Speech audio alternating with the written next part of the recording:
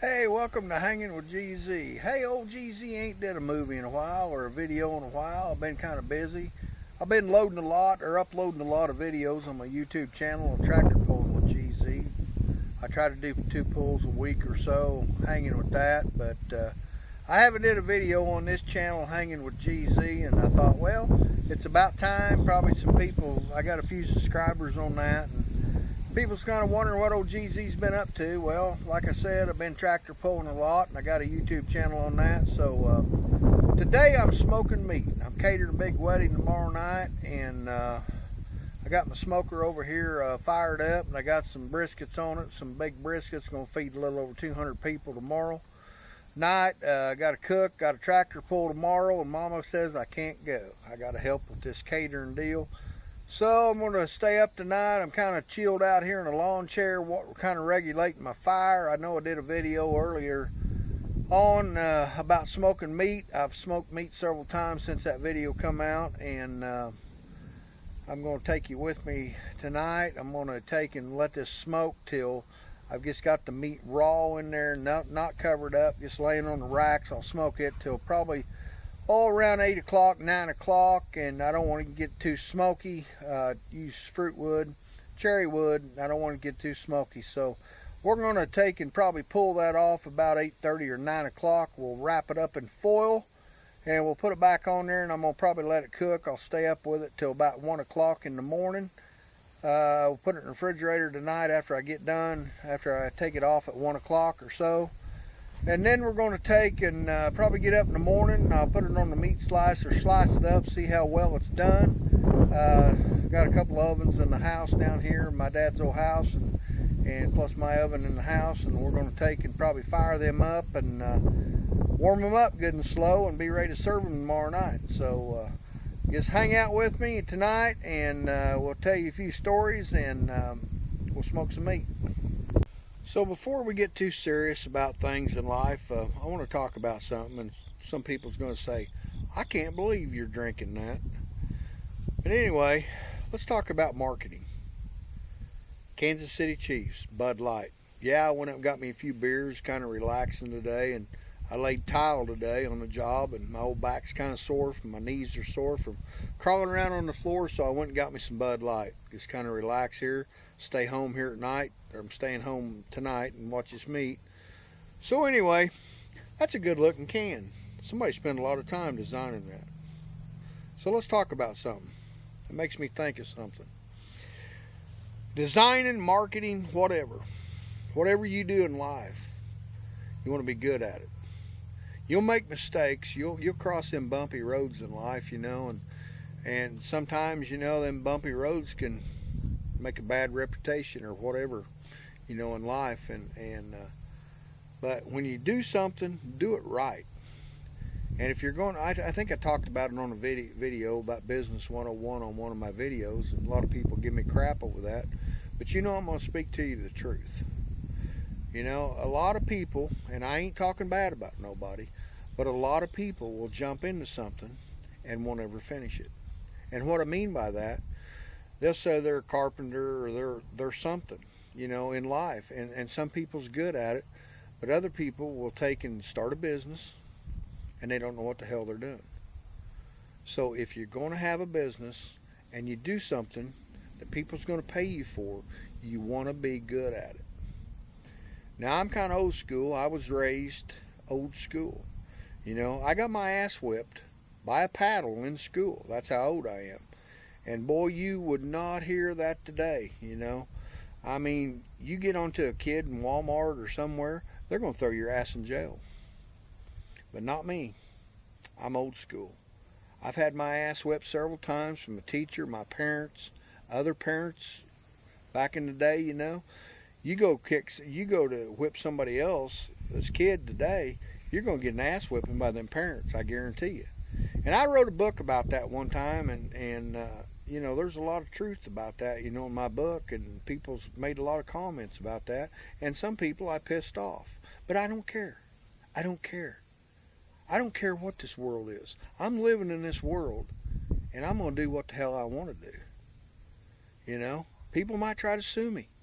Sue me. You ain't going to get a damn thing. you ain't gonna get shit. So, you know, this world today is a crazy place. So I'm kind of getting sidetracked here, so let's go back to marketing, okay? Alright, when you do something, say for example, I smoked a lot of meat in my younger days, and I had a neighbor, you know, that smoked a lot of meat, and he taught me a lot of stuff in life about smoking meat. Now, when you smoke meat, yes, you can go to Cabela's or Bass Pro or Walmart even, or these farm stores, and you can buy a smoker. Well, you plug it in, you know, you don't have to go watch it, you got a timer on it and stuff. But let's talk about smoking meat the old-fashioned way. And like I said probably earlier, I had a video on this, and I forgot what I talked about, but we're smoking beef today. Last video we was smoking pork. So I'm going to take you through my experience. Now, a lot of people might think I'm full of shit or whatever, excuse my language, but I'm speaking the truth. A lot of people might think I'm full of shit, but I'm going to tell you how I do things. And I've got calls and calls and calls, many times, to repeat just what I'm doing here tonight. And that's what I'm talking about, work ethics. You know, if you know what you're doing, you'll get the jobs. If you're just trying to be a wannabe or whatever, you ain't going to get, you know, they're going to talk about you. I'm sorry. That's the truth. They're going to talk about you. Or they'll never hire you again. So you always want to do, if you're going to do something in life, do it right the first time. And that's coming from OGZ, I'm telling you. A lot of people might think I'm full of shit, but I'm telling you the truth. So let's go over here to the smoker and I'll show you a few things. I think he smelt the meat. Here he comes. He's wanting to learn something, so I'm going to teach him something. So anyway, my little buddy came over, and my neighbor boy, and we were talking and stuff like that, and he was asking me questions about what I was smoking, and then we got into what and how we smoke brisket. And I always like that, you know, people come over, you know, and say, hey, what you smoking? You know, well, I always run my smoker 350 to 400 degrees. You're not smoking, you're baking. I'm sorry, I'm telling the truth again. You're not smoking meat, you're baking that meat. Now, I seen a guy one time when we were hanging out somewhere. They took and had a smoker going, and he had that fire. He had using hedge wood, and of course he covered the briskets with foil and everything. He had a little moisture in there, but he had that thing almost 400 degrees with hedge wood. That smoker box was almost glowing in the dark like an exhaust pipe on a plow or a tractor when you were plowing at night. But anyway, he come over, you know, and I kind of put him, you know, give him a little education. And I always like that. When a young man comes over, you know, that's what's wrong with this world today, you know. A lot of us old men, we don't share information with this younger generation. And I love doing that. You know, you got to teach them kids, because one of these days we're going to be dead and gone. And people ain't going to do this, what we do. So, you know, you got to share information with these younger kids. But these kids want to learn something, you know. They got to learn something. They want to learn. And he wanted to learn. So anyway, I'm going to take you over my smoker like I told you a while ago before he come over. And I'm going to show you kind of what's going on here. Let's go. Okay, here's one of my secrets here I'm going to show you. You know how you can take a brisket, you know, you see the briskets in the grocery store, and they're big old long ones, and they got a lot of fat on them. Well, I'm going to tell you the secret. If you're going to cater something, you're cooking for a lot of people, you find these briskets. It's going to cost you a little more a pound, but you find these briskets that's already been trimmed. A lot of the fat's gone off of it, and they kind of, you know, cut them down to a decent size. They're going to cook a lot better, you know, and you can control your, you know, you can just get a better job on your meat. And somebody asked me and said, well, how do you figure if you're catering for a big party? Well, my old buddy always taught me, when he taught me all how to do this years ago, he always said to allow 1/3 pound of meat per person. So that's 1/3 per pound per person. Now, if you're cooking pork butts and it's got a bone in it, you want to kind of figure extra for the bone, because that bone's going to weigh something when you buy that meat. But But that's what we got right there, and I got 8 of these, so I'm going to get them loaded, and we're going to get started today, and it's going to be a long process, so here we go.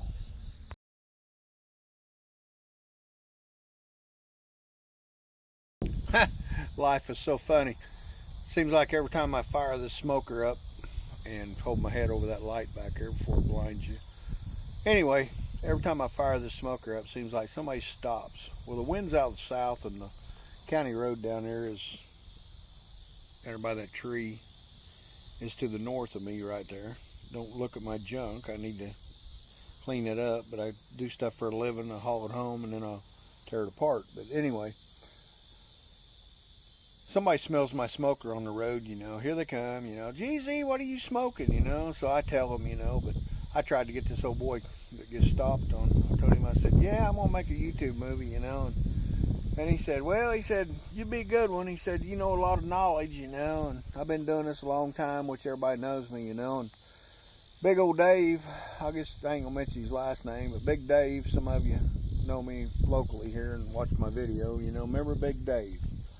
Old Big Dave, you know, he could cook about anything, you know, and we was just talking about him the other day, you know. He had a setup like mine, you know, but he had a square box, didn't have a round box. Mine's made out of a water tank, but his made out of a square box. A little bit littler than mine, but boy, old Dave, man, he could cook anything, you know. He'd take them chickens, of course, you know, I can cook chickens too, but he taught me everything there is about smoking.